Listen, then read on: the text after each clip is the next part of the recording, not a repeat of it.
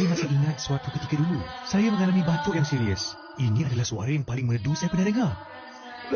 Apa tu? Wah, ikan duyung. Uric sirap ubat batuk gamat dan madu plus. Ia boleh melegakan batuk dan mengurangkan kepanasan badan. Betul ke ikan duyung yang anda nampak? Atau sirap adalah dari Ikan seseorang? duyung lagi. Betul lagi. Abang cakap Siti lebih baik ataupun ikan duyung? Uric sirap ubat batuk gamat dan madu plus adalah pilihan saya. Curix,